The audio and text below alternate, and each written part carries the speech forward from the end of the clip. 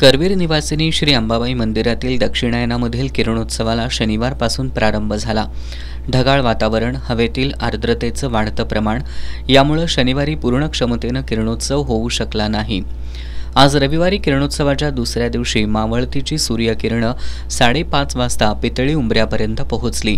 5:36 किरणं चांदीच्या उंबऱ्याजवळ पोहोचली। 5:41 किरणं कटांजनापर्यंत पोहोचली। 5:42 ते 5:47 या कालावधीत किरणांनी चरण स्पर्श केला आणि त्यानंतर हवेतील आर्द्रतेचं प्रमाण वाढल्यानं किरणं लुप्त झाली। आज दुसऱ्या दिवशी सूर्यकिरणं देवीच्या खांद्यापर्यंत पोहोचणं अपेक्षित होतं, पण ढगाळ वातावरणाच्या अडथळ्यामुळे किरणं तिथपर्यंत पोहोचू शकली नाहीत। आज सूर्यकिरणे आई अंबाबाईच्या खांद्यापर्यंत जाण्याची अपेक्षा होती। त्याप्रमाणे किरणांचा प्रवासही सुरू झाला होता।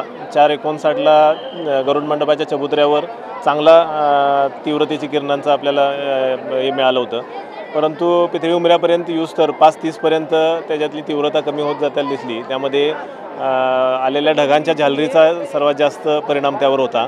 त्याचबरोबर हवेची आर्द्रता देखील जवळजवळ 10ने वाढली होती आणि त्यामुळं पुढं किरणांचा वेग मंदावला आणि त्यानंतर 5:37 चांदीच्या उंबऱ्यावरची किरणं क्षीण होत 5:42 अंबाबाईच्या चरणापर्यंत गेली आणि चरण स्पर्श होऊन ढगाच्या आड लुप्त झाली।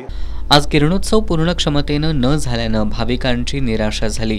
किरणोत्सवावेळी मंदिरात होणारी गर्दी टाळण्यासाठी भाविकांना सुलभपणे किरणोत्सव पाहता यावा यासाठी देवस्थान समितीनं किरणोत्सवाच्या प्रक्षेपणाची व्यवस्था केली आहे।